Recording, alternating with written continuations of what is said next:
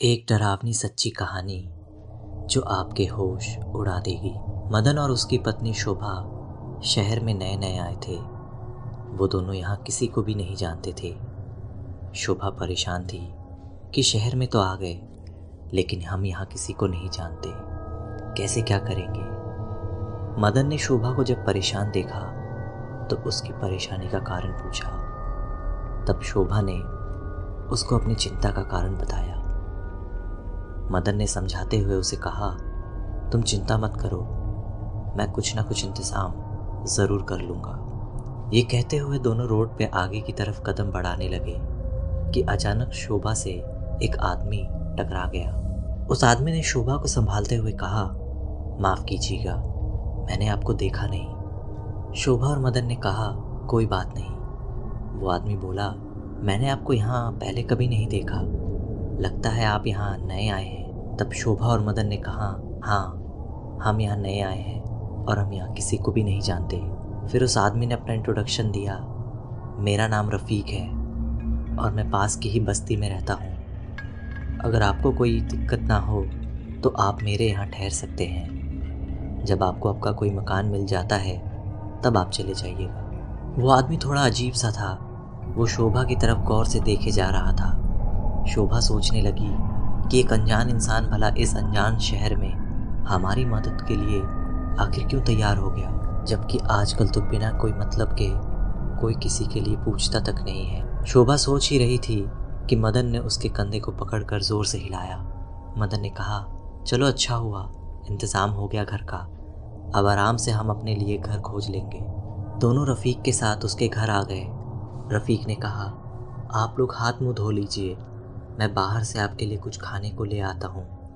ये कहते ही रफ़ीक शोभा की तरफ घूरते हुए नज़रों से देखने लगा और दरवाजे के बाहर की ओर निकल गया। रफ़ीक के जाने के बाद शोभा ने मदन से कहा, सुनिए, मुझे ये आदमी कुछ ठीक नहीं लग रहा है और ना ही ये जगह मुझे सही लग रही है। हम कहीं और चलकर क्यों नहीं रहते।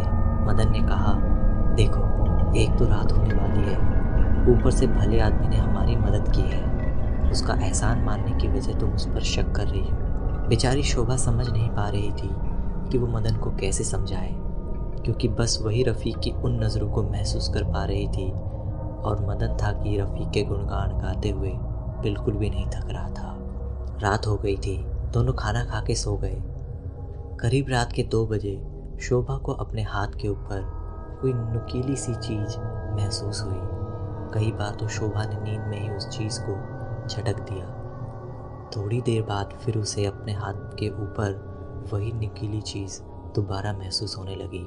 जब शोभा की आंखें खुली तो उसने इधर उधर देखा तो रात के सन्नाटे के अलावा वहाँ कुछ भी नहीं था। जैसे ही वो अपने बिस्तर पर लेटने के लिए मुड़ी, उसके सामने एक विकराल शरीर वाला कोई चीज़ था, जो कि इंसान तो बिल्कुल भी नहीं लग रहा था। वो शरीर मानो जैसे सड़े गले मांस से बना हो, जिसकी दहकती हुई लाल आंखें शोभा के एकदम सामने थी और उसे घूरे जा रही थी। ये देखकर शोभा डर के मारे थर-थर कांपने लगी और चिल्लाई। उसकी चीख सुनते ही मदन की नींद खुल गई।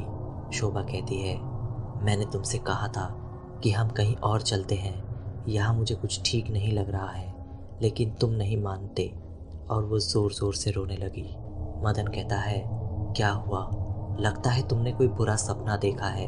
बाथरूम की तरफ से आते हुए रफ़ीक मदन के पास आकर बैठते हुए बोला, मैंने तो बाथरूम से आपके चीखने की आवाज़ सुनी, तभी मैं दौड़कर इस तरफ आया। शोभा इतनी डर चुकी थी कि अब वो कुछ बोल ही नहीं पा रही थी। जैसे तैसे शोभा ने रात गुजारी। सुबह हुई तो सभी ने नाश्ता किया, फिर दोपहर का खाना खाया। शाम को मदन ने रफ़ीक से कहा, तुम जाकर रात का खाना ले आओ, मैं शोभा के पास हूँ, मैं उसे छोड़कर कहीं नहीं जा सकता क्योंकि वो बहुत डरी हुई है। रफ़ीक मार्केट चला गया। रात का खाना खाने के बाद सभी सोए हुए थे कि अचानक शोभा को किसी ने पुकारा और कहने लगा, शोभा, तुम कह रही थी ना यहाँ से चलते हैं, चलो आओ मेरे साथ, मेरे पीछे पीछे आ जाओ, और हाँ, अपने गहने भी ले लेना साथ में। शोभा अध जगी अध सोई सी उसके पीछे पीछे ऐसे चलती मानो शोभा अपनी सुध में ही ना हो। थोड़ी दूर चलने के बाद शोभा एक ऊंची जगह पर बैठ गई और उस आवाज़ ने शोभा से कहा, शोभा मैं टिकट लेकर आ रहा हूँ, ठीक है? जब तक मैं ना आऊँ तुम यहाँ से कहीं मत जाना। सुबह हो गई। मदन उठा। उसने देखा कि शोभा अपने बिस्तर पर नहीं है और ना ही रफ़ीक अपने बिस्तर पर था। मदन घबराया और इधर उधर पागलों की तरह शोभा को ढूंढने लगा। मदन को ऐसे देख बस्ती के लोग इकट्ठा हो गए और पूछने लगे कि क्या बात है भाई, किसे ढूंढ रहे हो? मदन ने बताया, मैं और मेरी बीवी 2 दिन पहले ही इस शहर में आए हैं। हम यहाँ किसी को नहीं जानते, बस रफ़ीक को जानते हैं और उसी के घर में रह रहे थे। मदन ने इशारा करते हुए रफ़ीक का घर दिखाया।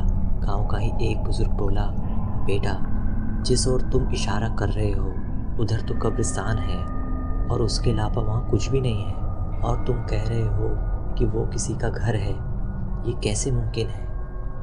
उस बुजुर्ग के इतना कहते ही मदन ने पलटकर उस तरफ देखा जहाँ वो कुछ देर पहले सोया हुआ था। वहाँ दूर दूर तक कोई घर दिखाई नहीं दे रहा था सिवाय कब्रिस्तान के। ये देखकर तो मदन के जैसे पैरों तले ज़मीन खिसक गई हो। अब वो गांव वालों को सारी बात बताने लगा, कैसे वो अपनी पत्नी के साथ इस बस्ती में आया, कैसे रफ़ीक से उसकी मुलाकात हुई, और कुछ लोग तो मदन को पागल भी कहने लगे थे। एक व्यक्ति उस भीड़ में ऐसा था जिसने मदन की बातों को ध्यान से सुना और शोभा को ढूंढने की बात कहने लगा। अब सब लोग शोभा को ढूंढने में जुट गए। सारे गांव में ढूंढ लेने के बाद भी शोभा कहीं भी नहीं मिली। किसी ने कहा, क्या किसी ने घर की छतों पर देखा? फिर सभी अपने अपने घरों की छत पर चढ़ गए। एक लड़के ने अपनी छत से आवाज़ लगाई कि एक औरत सामने वाली छत पर बैठी हुई है। जैसे तैसे करके सीढ़ी लगाकर लोग छत पर चढ़े। साथ में मदन भी चढ़ गया। ऊपर जाकर देखा तो शोभा छत पर ऐसे बैठी थी जैसे मानो वो किसी का इंतज़ार कर रही हो। मदन ने शोभा के सर पर हाथ रखा और पूछा, शोभा तुम यहाँ क्या कर रही हो? बेसुध पड़ी शोभा ने जवाब में जो कहा उसे सुनकर सबके होश उड़ गए। शोभा ने कहा, मेरे पति ट्रेन की टिकट लेने गए हैं और मुझे यहाँ बैठने को कहा है। मैं अपने सारे गहने भी लेकर आई हूँ, बस अभी ही आते होंगे।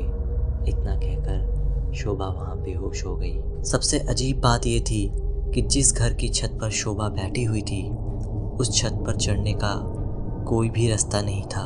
तो दोस्तों, आपको क्या लगता है, क्या कोई आत्मा ऐसा भी कर सकती है? और अगर वो आत्मा थी तो उसने शोभा को गहने लेकर क्यों बुलाया? क्या ये आत्माएं सच्ची में होती है? मुझे कमेंट करके ज़रूर बताइएगा। और वीडियो अगर आपको अच्छी लगती है तो लाइक, शेयर और कमेंट और चैनल को सब्सक्राइब करना बिल्कुल मत भूलिएगा। मिलते हैं अगली किसी वीडियो में।